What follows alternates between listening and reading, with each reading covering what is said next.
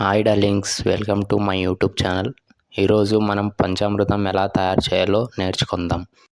తర్వాత మనం తెచ్చుకున్న ఇంగ్రీడియంట్స్ మొత్తం మన దగ్గరగా అనుకూలంగా పెట్టుకోవాలి.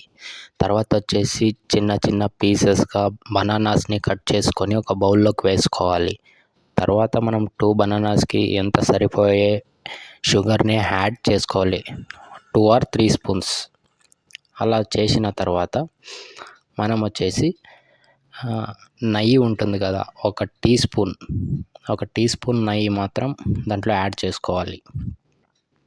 తర్వాత వచ్చేసి మనం తెచ్చుకున్న తర్వాత ఒక 2 స్పూన్స్ కర్డ్ అంటే పెరుగు అనమాట.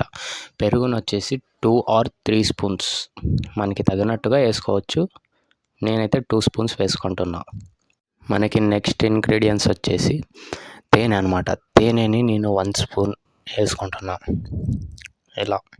ఇలా వేసుకున్న తర్వాత నెక్స్ట్ మనం నీట్గా పక్కన పెట్టేసుకోవాలన్నమాట.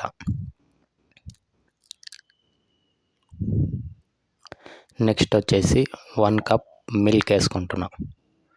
1 కప్ మాత్రమే సరిపోతుంది, బాగా మిక్స్ అవుతుంది.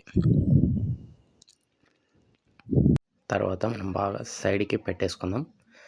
నెక్స్ట్ ఐటమ్ వచ్చేసి బాదం అండ్ గోడంబి.